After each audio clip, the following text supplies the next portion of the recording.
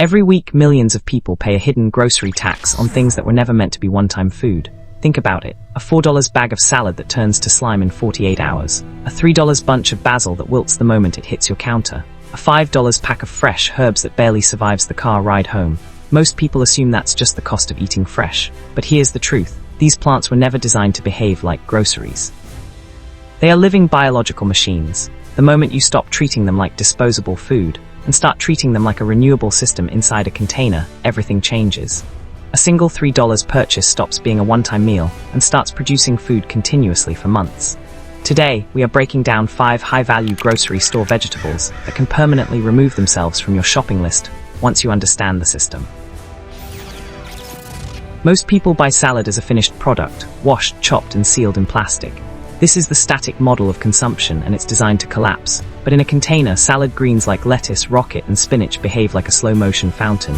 Instead of being a single harvest crop, these plants regenerate from the center outward. The setup: you don't need a backyard. You need a wide, shallow tray, about 4 inches deep, and a sunny windowsill. Because their roots are shallow, they focus all their energy on leaf production rather than searching for deep water. The system, the secret, is cut and come again. You never harvest the whole plant, you are just trimming the edges. By harvesting only the outer leaves and leaving the heart or core untouched, the plant simply keeps rebuilding itself. The system failure, the most common mistake: over-harvesting. If you cut the center growing point, the machine breaks and the plant dies. Keep that heart intact, and a $6 weekly bag of salad becomes a continuous system that produces food on demand for up to 3 months. Supermarket basil is a trap. It's designed to fail, so you have to buy another one next week.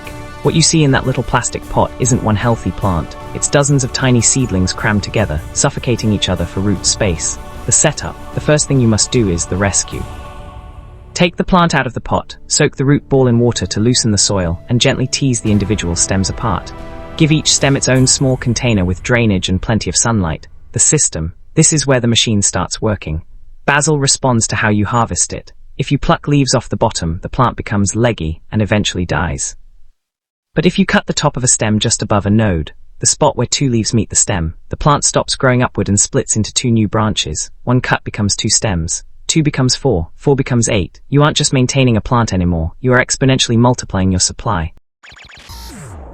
While basil is about longevity, radishes are about speed and return on investment.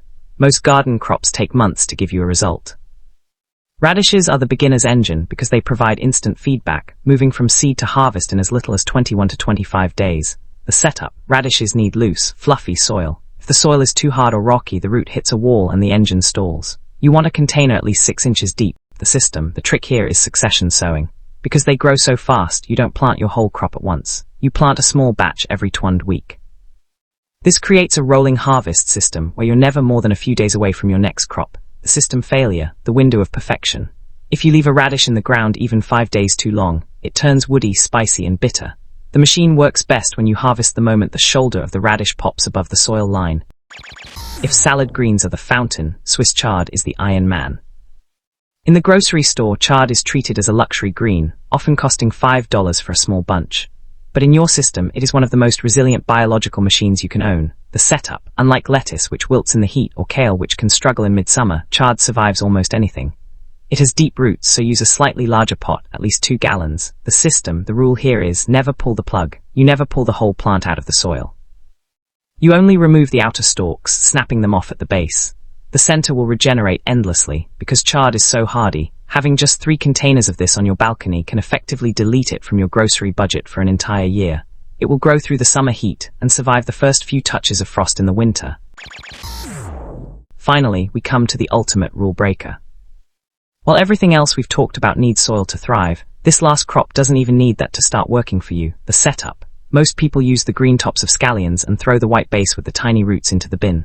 Stop doing that. That white base is the actual engine. The system: place those scraps in a glass with just 1 inch of water. Within 48 hours, not weeks, hours, you will see a new green shoot emerging from the center.